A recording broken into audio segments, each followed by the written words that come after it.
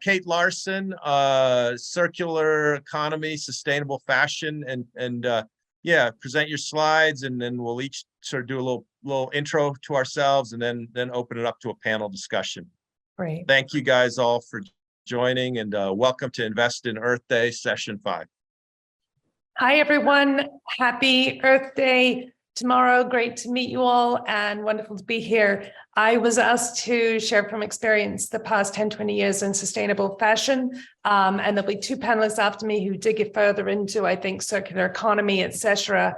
And I'm just going to, sorry, if I can hit share to share you some slides. I'll walk through that with you and share from my experience working in sustainable fashion. So I was asked to touch somewhat on the social issues as well, while some of our other speakers on this panel may speak a lot more on the environmental. And therefore, you're seeing pictures here of what really happens in fashion production, which is this middle picture of Cambodian women going to work in fashion factory or in factories making the fashion you and I wear, and having to travel by standing up in trucks, which causes, of course, accidents, injuries, it can mean disabilities for life. So these are the sorts of challenges we still need to work to solve when it comes to social issues in the fashion sector. A little bit about me, about 20 years in sustainable fashion, with having worked in brands like Burberry, in children's wear brands, also in Human Rights Watch, on the advocacy side of improving environmental and social conditions in supply chains, and advisory to numerous brands, and working with a lot of other fashion brands and the type of collaboration that I'll talk about in these slides. I speak Chinese and lived and worked in China and Asia for about 11 years. So I also speak up on the BBC and others places about how I've actually seen Uyghur people in forced labor in China these days. And I call that out because those human rights atrocities are so horrific, and those are the sorts of problems we need to use our voices to solve. So some key themes here: being aware of the types of issues I just talked about, and the fact that we are still in the fashion industry demanding certain glittery clothing, and you name it, that can cause pollution for communities around the world, that can lead to social issues of kids having trouble at school because the toxic fumes were so horrific, things like that, of course, fish dying, whatever. Collaboration is a big way to help solve these problems. Yet we need to make sure that all the work is done with integrity, with digging in and investigating and truly understanding what's happening. And for that, we need worker and rights holder voices at the table, at the leadership table. And then we also need to apply modern technologies coming through to map what's going on, satellite data, things like that as well. We need to have the right incentives that cause the improvements we're all after ecologically and socially. And we need to be speaking up for the macro changes, the law changes that can help all of us innovate and be rewarded for that, and the world be a better place. So on the social side, I do a lot of work in the area of forced labor and helping to investigate or help different players, investors and others understand where that still lies and is a risk. And then what do you do about it? And really, it's part of a path, a ladder that I'm showing here, which is that, on the one hand, we say we're all working towards everybody having real living wages paid. But on the other hand, a lot of people are still in forced labor situations, as I described, of Uyghur workers in China making for high fashion brands that you probably bought, that could not leave that factory, even though the Chinese workers could not leave that job, and by definition, and faced a lot of threats to their personal and family safety if they tried to do so. So definition clear forced labor, US Customs acting against that, which is an example of how the law can help provide the solutions. And then the US Customs in that law have put in a clause that asks companies to invest in traceability technology. So then we get that investment and tech piece coming in as well. So some of these social issues in fashion are creating opportunities for investment around solutions, which can be applied to both the social and environmental problems, and help us work up that ladder, that we find out where the issues are, we engage, remediate, which means use our influence to get freedom for those workers. I've done that for Chinese workers in Japan factories who were in bonded labor situations. I've worked with teams on the ground in Asia to help cause that legal minimum wages were paid for workers where they weren't before, overtime living wages. And then we're really getting into those social impacts of the social sustainable development goals that I hope you've heard about, which define how we talk about social issues. And I'm going on about this because these issues are not going away. Modern slavery is increasing because we have a situation of so many countries where the governance, human rights situation has been going backwards rather than improving. That's one of the many reasons for international migration increasing. That's a lucrative industry for agents who charge workers fees. And then we have the whole outsourcing gig economy thing going on and layers of agents and subcontractors. We become reliant in so many countries on foreign workforce. And then, on the supply side of workers ending up vulnerable, we see orders were cut by many brands in the COVID environment, and that left people in destitution when factories couldn't pay their workers. So we've seen people needing to migrate for better paid work to look after their families. And that's before we even get into the biggest impacts of climate change starting to come through, and of ecological and oceans destruction, which is why I'm so passionate to talk about this, because we need to work on all these factors to stabilize our societies. And yet we can't even see these issues a lot of the time. I talked about fees being paid that leave people in a forced labor situation, restrictions on movements.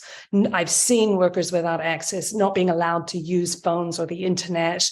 I mean, these are the sorts of issues we're trying to solve.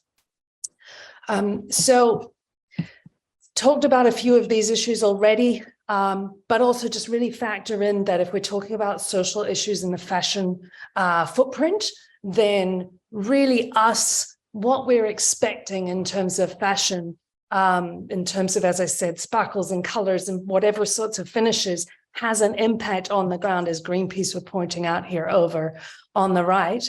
And that can drive that poverty because people's fish stocks are destroyed, et cetera, and they need to take these vulnerable jobs. So what we need players to do is alignment in sectors.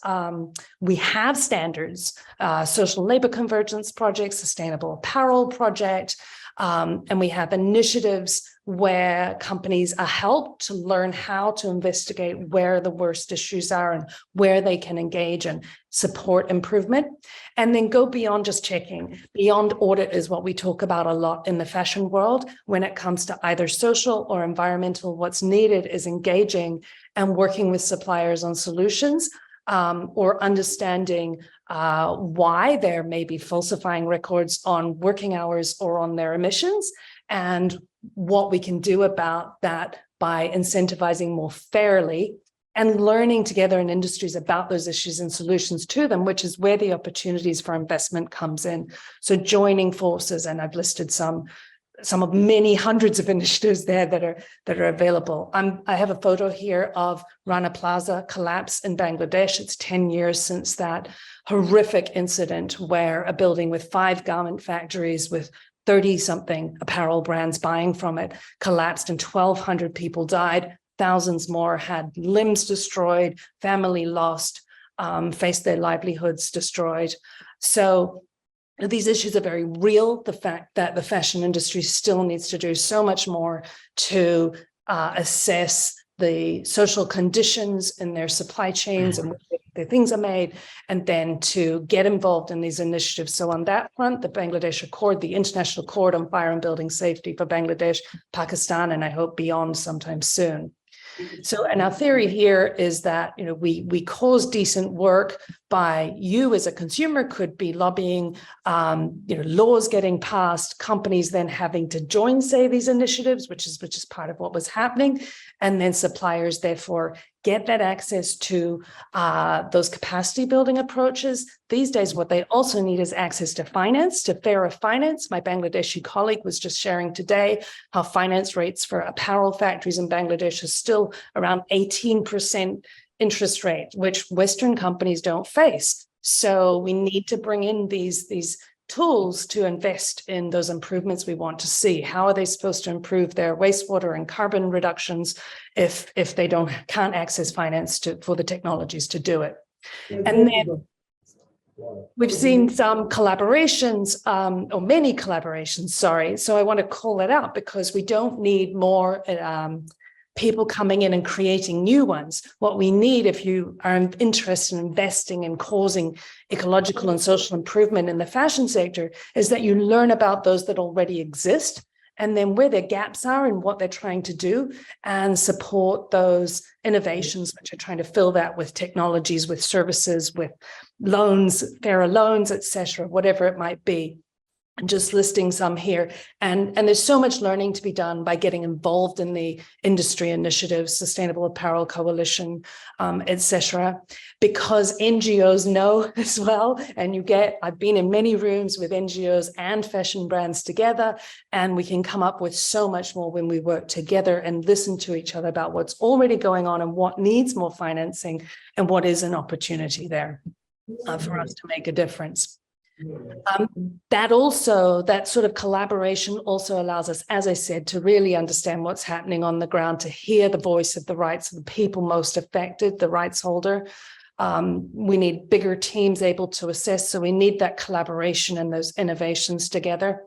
And we need those tools like grievance mechanisms, which new business human rights due diligence legislation are asking companies to apply, which is voices I've been involved in. This is a picture here of Handshake worker helpline training to Chinese workers in a Chinese factory. They're a Chinese-run social enterprise who run that service and have a lot of data on what matters to workers and can help improve productivity in factories, but also deliver social impacts.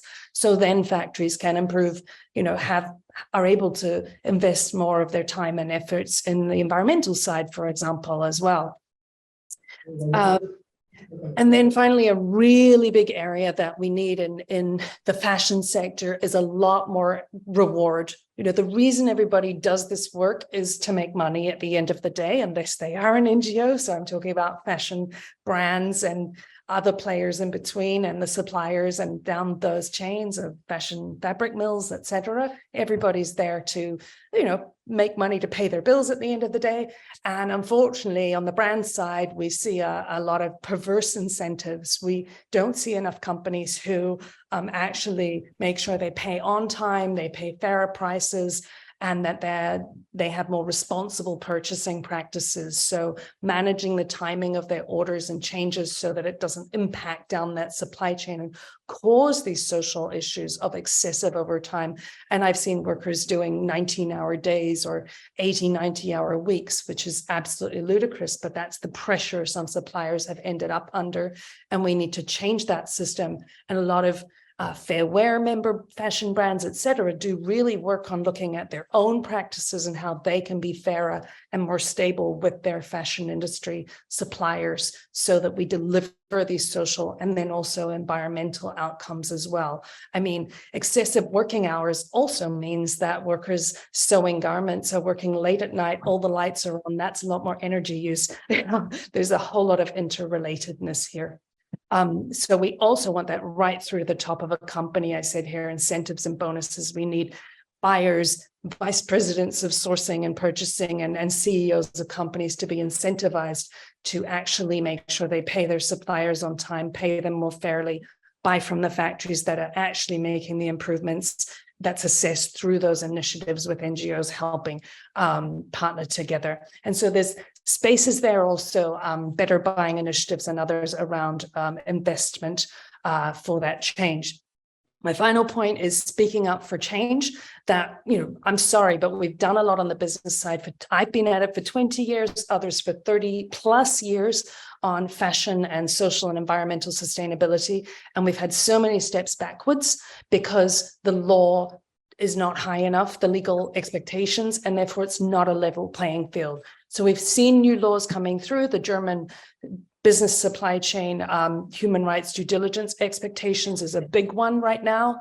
And that's really driving change because companies realize that they need to do all the things I've just been talking about. They need to invest in these tech or other solutions to actually understand their fashion supply chains, engage, help cause those improvements, work on their own things. And so we need companies and investors, et cetera, together to advocate for that. And then there's that ecosystem within which everybody will be creating and delivering those solutions. And part of that is about transparency as well, which you'll see coming through in a lot of these laws as well. So final points from me, just to say, here's a few other points that are relevant to all supply chains, which is that if you think about solar panels and wind turbines these days, much of solar panels in particular have been made in China and linked to the Uyghur region of China, where there has been forced labor involved in that production. And it's impossible right now to go and verify whether it's not. So US customs are blocking imports of that, as well as any goods with cotton from the Uyghur region as well, which is a lot of cotton garments. And therefore, what we need in terms of investment to drive more socially and ecologically sustainable fashion industry, if we want solar panels on those apparel production factory roofs, is that solar panels and wind turbine production happens in other countries until Uyghur people are freed from forced labor in China, which is the reason for those blocks right now. Polysilicon mining has the same problem. And then we have cobalt and the technologies needed around batteries, et cetera. We need to make those sources fairer, more human rights respecting as well, through collaborations, through coming together with different players. And there's so much space for investors to get involved with solutions there, wastewater retreatment tech as well, and all sorts of cleaner production. And all of that improves the environment that some of the most vulnerable people in fashion footprints live in and work in, and therefore are great areas to play to have a social and environmental impact. So summary of key points to take away. I hope that made sense there. And thank you very much. On to the next speakers. My honor to get to speak to you today. Thanks so much. Feel free to ask more questions later. Awesome point, and to the point, and so many points are there actually, and we can keep talking this all day, but yeah, I mean, if anybody has any more questions. I definitely do, Kate. Thank you. You've got far more understanding than anyone I know really of the fashion industry, having been really involved within the supply line for 20 years. And I think you kind of towards the end summed up sort of 6 questions that I wrote down as I was listening. And one was firstly the speed of the change. And I think you even said you feel like we're going backwards. And the second part was about laws and standards and are they high enough? And myself as an individual, as a consumer, I feel like I have very little agency and very little role to play in this because I don't understand where my clothes are coming from. I don't understand what's going into the making of my clothes. I don't have that information available to me. And for me, that feels like possibly the biggest step we can see going forward is for us to have more information about where our clothes are exactly coming from, the factories, the conditions that people are working under. Is that on the horizon or not? I agree you don't have the information. As somebody who knows, as you say, there are other people who know more than me, but nevertheless knows a lot more than 99% of people about where clothes are coming from, etc. You will never, even I will never have all the, there are brands I boycott, but nevertheless, the others, I don't know. I don't have time to keep up with where their program's at, which is why the laws are the solution. And your point was, what should I do as a consumer or somebody listening to this? Join the NGOs. So pay your £1 or $2 or $5 a month to, I don't care who it is, Greenpeace, Clean Clothes Campaign, Friends of the Earth, whichever one you prefer, because they do know. they do know, they get on the ground, they know where the pollution's happening, they know which factories have horrific human rights abuses, and they know what the macro solutions are, and they work together and with business a lot of the time to advocate for the solutions needed to hold business to account with ratings and rankings and whatever, which drive business to improve. But more importantly, they all together advocated for the German human rights due diligence legislation, for the EU's new corporate sustainability reporting directive. And these things are absolutely driving change. We haven't seen it yet because they're just coming through, these new laws. We've seen some movement from the UK Modern Slavery Act. We know that wasn't enough. So these NGOs are working together on a UK human rights due diligence legislation. So Unseen Anti-Slavery Charity, Stop Uyghur Genocide, any of these NGOs, like them on Facebook, join their email list, fund them, whatever, listen to their webinars, whatever. They do the work for you to make sure that you can go shopping without worrying which brand and, oh, what's the latest? And did they just lose their head of ethical trade? You don't have time for that. No consumer has time for that. You should be able to have, like we have on cars, which is that when you buy a car, you don't have to worry about, is the seatbelt safe? You know that the law requires that car companies make cars where the seatbelt is safe. That's what we need on fashion. We're starting to get it. And the reason it's happening is those NGOs have caused it because people like you and me pay them $5 a month or something to do the job for us. Human Rights Watch, Amnesty, I don't mind. Yeah, I had a very similar conversation actually the other day with Hugo Taghome from Surface Against Sewage. And I was saying, like, I feel like I have no agency and no right, but because I support Surface Against Sewage, I do have someone representing me, at least on a global stage. And that's quite, I find that quite upsetting in the sense that I don't have a choice in my own life to really feel like I can make the right choice and be involved. But I see that is really the only way that I have any agency at the minute is to support something like that. But do you really want to be an expert on car auto safety standards? No. So why should you need to be an expert on, the standards in factories? You can advocate for what you think is right and support the NGO that speaks for that. So Surface Against Sewage speak up for clean water. But you shouldn't need to be the technical expert in that, but unless you work in that sector. Which you do, but you work on the repair side, which I should have mentioned. Super out of the solution. I mean, I was going to say another question on that. Like, I work on the other end of the supply line, and I guess we're working to try and help social issues as well. Because every time I'm in the shop space here now, and every time a piece of kit isn't used in our space, I know that's likely to end up in landfill in Ghana or somewhere else, and it's going to do exactly the same as it's doing at the beginning of the supply line, and it's going to pollute people's water and air. If we're working here hard to integrate repair and resale and secondhand and to grow that market, what effect is that going to have in the long term on the garment manufacturers and the workers? Yeah, no, it's a valid question. So 2 points before that. One, if you're an investor listening to this, please invest in businesses like Gavin's. They're the answer to a lot of the environmental problems on fashion and apparel and consumer goods. Repairing goods rather than making new ones from new raw materials and new biodiversity, essentially. Number two, you can help make that more economically competitive by pushing for the laws that both tax new materials, we've tried to do that in the UK, or encourage repair as an industry.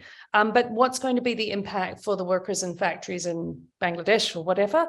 Really great question. Look, right now they're doing 80 hours a week. We need to look, it's ludicrous, makes no sense. So what we really need is to be working on improving, so these collaborations I talked about, as long as that production is still happening, the collaborations can help factories learn how to reduce working hours, and then everybody working less hours and increasing wages by improving productivity, cleaner production savings. You might be spending a lot on oil and gas and diesel, for example.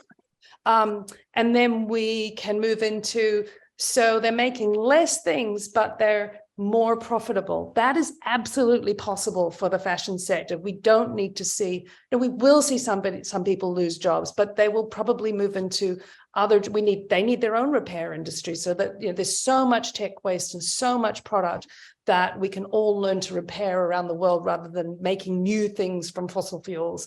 That we have huge potential in every town and every country on that front. So those are jobs that people can shift over to over the next 5 or 10 years. We had a conversation earlier on in the day, and it was talking about the skills that are being learned around the world when they're managing waste. So waste really kind of winds me up because we have no capabilities in Europe here to deal with it at the moment. So we export it somewhere in hope that they can deal with it. Obviously, they don't have the systems or the structures to do that.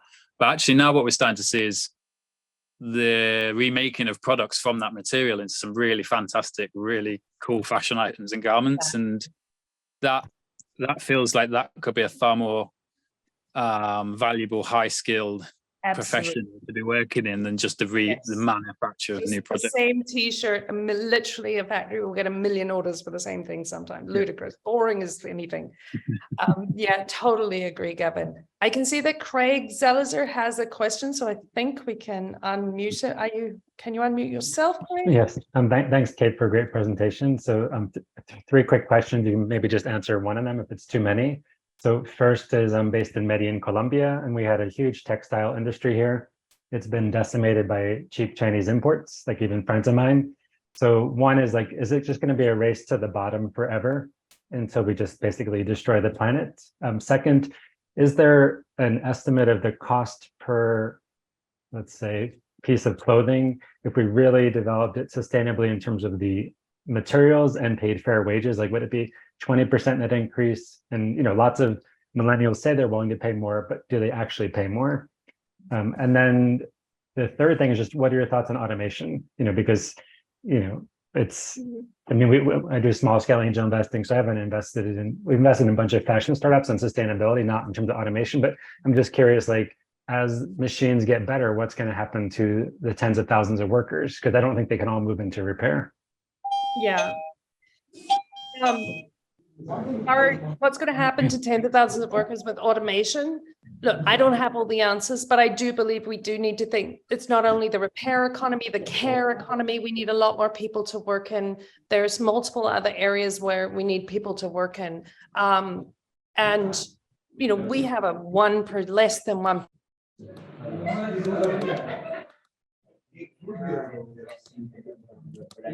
AK, you are on. You're still on mute, Kate. Yes, you are on. Thank you. I'm so sorry. I was just saying that I don't have all the answers to the automation question, but we're at less than 1% on repair. And so that's a big piece. And we haven't even mentioned care, that there is so much care work needed. There's actually also local growing. We're currently doing industrial agriculture that doesn't work, that is destroying the planet. We need to move to more organic and more regenerative agriculture, and that requires a bit more human power. And so there's all these other areas where we need physical hands-on work, and we need to learn. To your point on, will we pay for that? Well, it's partly how it's positioned, and actually really, so the carbon border adjustment tax I had on one of my slides, if we have that in our countries, which the EU is moving towards introducing, then we tax things made in places where there's a higher carbon footprint because the national grid is polluting with higher greenhouse gases and causing climate change. And so when we have that, we drive a lot more localization and a need to do these things I'm talking about. And it makes the price differential between, as you said, cheap Chinese imports or cheap wherever imports against local production. So we have these solutions, but they need to be at the macro legal scale to create that level playing field for all businesses to then work on the solutions. And my apologies, I've just forgotten your first question. What was that one? Cheap Chinese. I think it's enough. You can move on to someone else, but thank you so much. Thank you. And I'm not sure if we're meant to be moving to another speaker, Sean. Well, we had Gavin, we had Sean, Ella didn't seem to make it, and Jill had Okay. told me, I guess it was a little miscommunication on the time and on her availability window. But I had a We're question. all over the world, so it's amazing. Yeah. Yeah, I had a question. It relates to the the cheap Chinese labor and really forced labor too. Should we have a worldwide minimum wage? Should governments impose that? You're talking about a carbon border adjustment tax, which I think is a great idea. Should we also have a wage adjustment if a country's not paying a minimum wage, and it could be quite low. I mean, $2 or $3 an hour would be an improvement in a lot of places. And it could be done on a purchasing power parity basis because expenses aren't as high in India, say, as they are in New York City or in London, right? So you might have try to do it on more of a purchasing power basis, but should there be a minimum wage? And Sorry. So theoretically, legal minimum wage rates are supposedly calculated by governments on what's needed to live in that environment. In reality, even here in the UK, the legal minimum wage, which the government have hijacked the term living wage for, is not a real living wage, as the UK Real Living Wage Foundation calculates, and hundreds of UK companies and organizations have committed to and do pay. So that's higher than the legal minimum wage. And because a legal minimum wage is barely enough to live off, let alone if a disaster happens and someone in your family has an injury or illness or whatever it may be, which I've had happen to my mother last year. So the answer to your question, as I'm saying, is that we partly already have that system in place. It's not one global wage rate. It's determined by government levels globally. The problem is that, as I'm alluding, governments don't actually factor into a living wage, which you'll be well aware of sitting in the USA, because it's a national conversation there as well, that everybody's arguing what is a real living wage versus the federal or the state minimum wage rate. And then another answer I just quickly want to give to that question is that the US Customs have done something fantastic in the past year or two. US bipartisan support for the Uyghur Forced Labor Prevention Act, and before that for the Tariff Act, under which Obama sort of caused to take this action on, which is that US Customs makes seizures these days of goods which are alleged to have been made by workers in conditions of forced labor. And that is affecting a lot of fashion companies. As I said before, on cotton, that's coming from the Uyghur region, where you cannot check that it's not by forced labor, and there has been a lot of forced labor. And also by factories where Uyghur people are in forced labor, or even here in the UK, that some South Asian workers ended up in forced labor in Leicester or Malaysia, where workers come from Bangladesh, and in that bonded labor situation I talked about before. So that really plays in as well to that equalizing. So my point being that US workers can't be undercut by others not paying workers at all, let alone at the minimum and the living wage. So that's part of what's going on as a solution. And the EU has been pushed to have a forced labor directive, so not allow imports of goods made under conditions of forced labor, the UK as well. And we need to see that legislation so that workers here are not undercut by players both within the EU and externally who might be using forced labor, which is way below a legal minimum and a living wage. That is correct. And actually, in India also, I mean, when I started working in field of fashion, I started with those craft clusters who are like into making indigenous clothes and very like indigenous crafts. So I started working with them, and then I realized that those like who wanted to do with their hands, and they were being bullied by all those something called fusion fashion companies. Like they prefer to do it by machines. And I mean, then I realized that if we can somehow let's say tell all the consumers that they are buying these things which are like not being made by hand, they are being made by machines and all. So I thought to make like a system or a tool that everybody can know that how this and who else are involved in making this garment. So I started this traceable, and I tried making a tool on blockchain that everybody can just scan a QR code, and they can know that what all, like how many people were involved in this whole process and how much they got, and how much profit they earned with this single garment. And I tried implementing and selling this solutions to all those Nordic companies, it's like Seven and Anakent and Ledu. But I don't know. I mean, it didn't catch on. So I mean, I just wanted to know, like, is there any more insights that I overlooked to it? just that. Sure. Yeah, amazing work. We need all the innovation, and we need the innovations that fail and we learn, and then we get it right the next time as well. So don't worry if it didn't work, it can help you do something better next time. Maybe this one still will, I don't know. To your point on, did you miss anything? Firstly, as a consumer, personally, I'm not very fussed about whether it's handmade or machine made, because people are involved regardless. And I just want to know that those people were paid fairly and had decent conditions for whether they, however hands-on or not they were in the production. But you're right that some people do really care about a lot more handmade, so to speak. And we do see a lot of products sold that are handmade.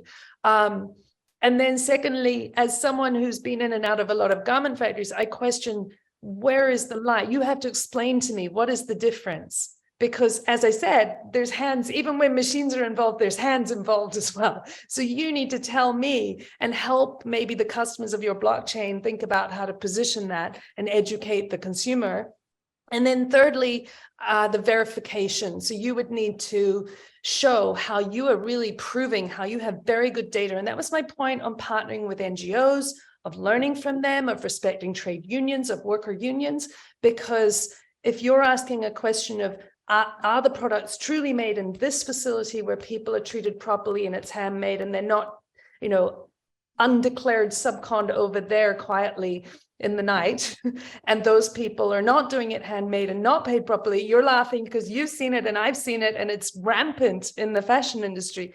You need to show the brands how they can prove your service would help them prove that that's not what's happening. And as I say, you'd need to partner with voices of workers and voices of people and communities, building that into your blockchain data to help create that solution of respecting, of acknowledging where it really is made in a better place, a fairer place. One more point I actually missed out, that, whenever I try to do this with any system, the price of goods goes exponentially high.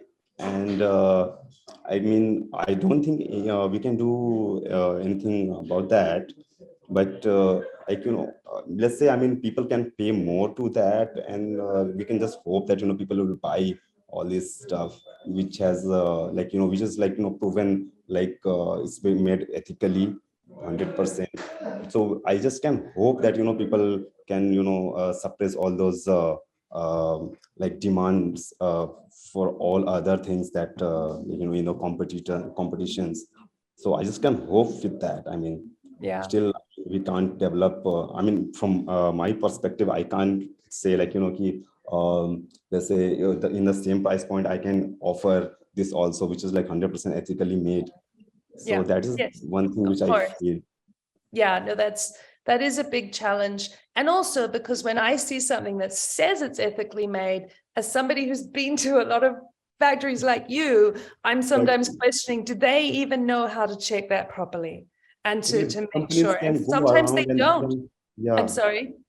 I mean, big companies can then, I mean, I've seen they can find a loophole, and then somehow they can make it more complicated so that, it can't be verified, basically. Yeah, exactly. So, yes. both environmental data and social data, so to speak. I'm talking about working hours records, or even like where agency workers brought into the factory and the buyer didn't know that, and those people were not treated properly, and therefore it's cheaper. So yes, this is my point again on that collaboration as buyers together. So I, for example, would pay a little bit more to buy from a brand that's a Fair Wear member of the Fair Wear Initiative, which is run by NGOs and trade unions, because I know that the brands who are a member of that are actually quite aware of the hiccups you just described of the cheating, because the price pressure, you know, the natural response to, wow, how do I meet these social standards when the price is so low?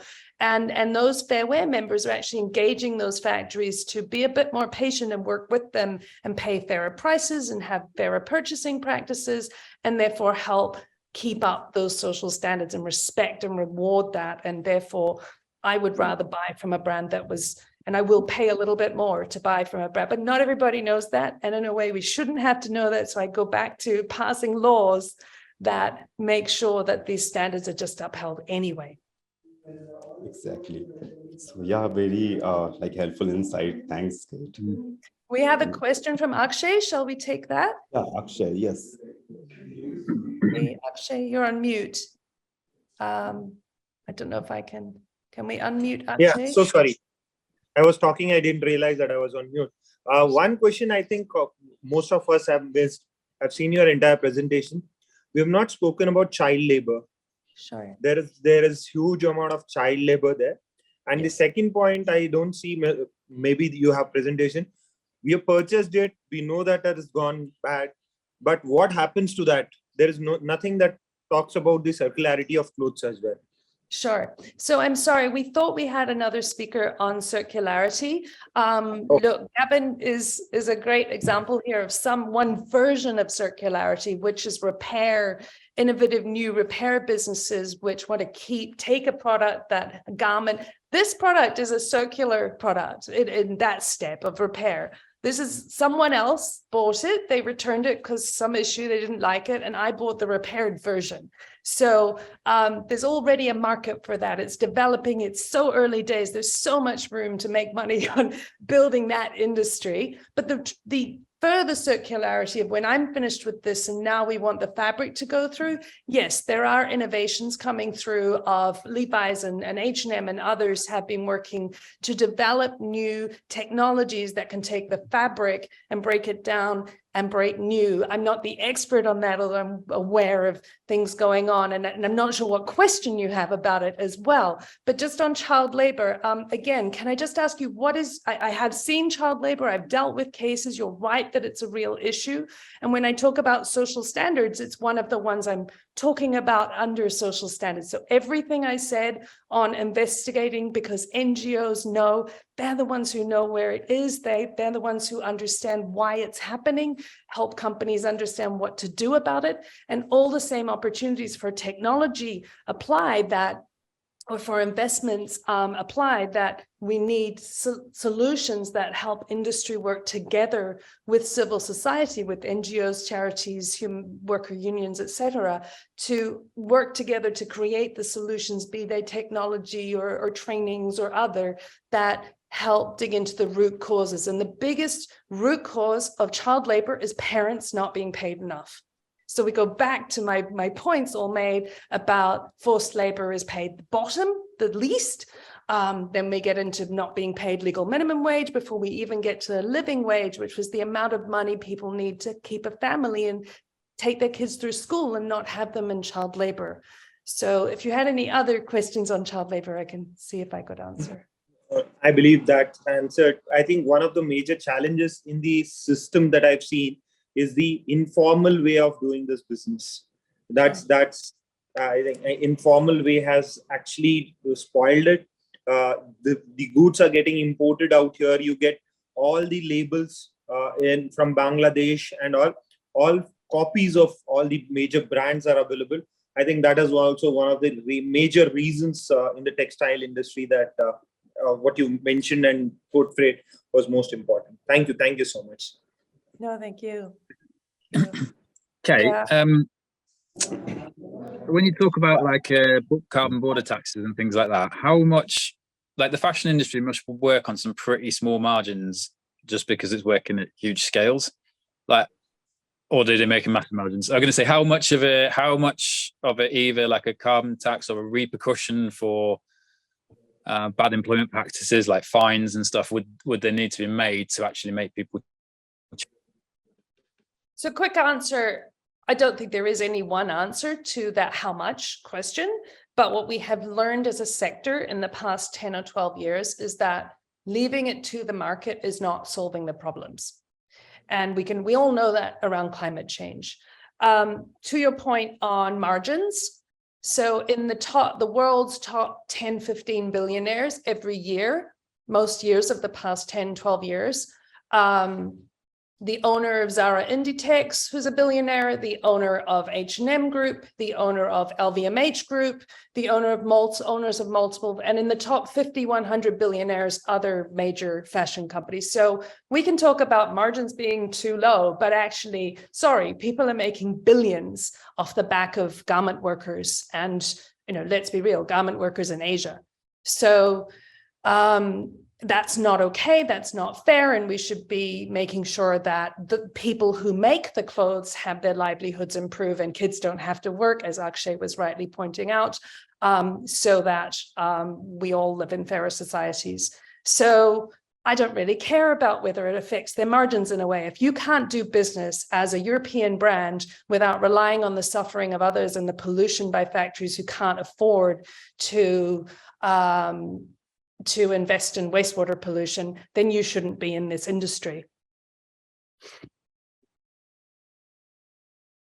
And I'd also say that having worked in fashion companies, on the one hand, you see a program that has been fighting away for a few years to work on the social and environmental responsibility, the sustainability department in a fashion brand. And eventually they get $100,000 budget a year. And yet you see marketing program projects by the same company, which for one event will spend millions of dollars. So we've just got some imbalance going on. If we as fashion industry say that environmental and social fairness is important, we need to put our money where our mouth is. I guess I was kind of hoping that the margin was small, so it wouldn't take a lot of law change or repercussion to make people sit up. But I guess if you're saying there's lots of profit to be made there, then we need a lot of laws and we need a lot of repercussions to make people really step up, I guess. Multiple laws coming in. There's the human rights and environmental due diligence, so making sure that all companies need to be assessing properly in their supply chains and listening to NGOs and trade unions and influencing remediation, which you can't do if you don't pay properly to your suppliers. And then we have the other potential law, the carbon border adjustment tax and other Green New Deal laws coming in on that side as well. And hopefully in the next 2 to 5 years, we're going to really see some impact coming through from these. So tying this into the investor angle, right? Yeah. It sounds like to me, you're advocating people be short these big fashion companies in that they're going to be facing, hopefully they'll be facing headwinds. I mean, you can either be short on an ethical basis, a moral basis that you don't want to profit from that, or be short on just a pure financial basis, thinking that if these new laws are coming in place, it's going to produce a headwind for them. And that actually may act as a tailwind for operations like Gavin's, and the other people that are part of that collective. Yeah. Would that be a fair assessment to say, just framing it in pure investor terms for those who— I totally agree that I'd be putting my money into repair industry, and H&M are doing that. They've already invested in businesses and new brands that help sell garments secondhand or repair and things like that. So some of the bigger brands with good sustainability programs are being smart and are thinking the way you're thinking there and going, how do we get ahead of it? And so your job as an investor, if you're investing in existing big fashion companies, is to figure out which ones are both doing the right things in terms of human rights due diligence and paying down the supply chain and making sure that reaches workers, and then also doing the right thing on that business model shift we used to just sell lots of new stuff made from polyfibers, and now we're actually building businesses around repair and circular of fabric, which, as I mentioned, H&M, Levi's, and others have been, Patagonia's done for a long time, etc. So some of them are already doing it, and some of them do none of it. So that's the analysis work for the investment world to do, which I know many investors do. Do you have any off the top of your head you want to call out for doing nothing? Off the top of my head, look, I'm not the only person to say that it's quite worrying that the Shein and other online fast fashion brands have been taking considerable market share, because they have started now to begin a little bit of a responsible sourcing human rights due diligence program, but it's tiny, it's very early days, and their business model is not built to really ensure that they're using a model of outsourced to 100,000 tiny little factories, and you just can't monitor labor standards across that. So unless they're willing to change that model, the risk of forced labor and child labor in that supply chain is massive, absolutely gigantic relative to other fashion brands. And then the fact that they sell garments where there's a different fabric every other day, every 5 minutes, means that how on earth do you keep up on top of the toxic impacts of that dye and that finish and that sparkle? You just can't. And so again, environmentally, their business model doesn't seem to make sense if we're talking about the way the law is hopefully driving that companies need to be more responsible to look after our planet and people. Sure. So that brought up an issue that we discussed earlier. Like when you do get regulation, sometimes it actually hurts the smallest player, because the big player, has the budget that they can spread over, millions and millions of sales, have economies of scales to pay the lawyers and figure out the regulation. There are lots of small brands that are very ethical and eco.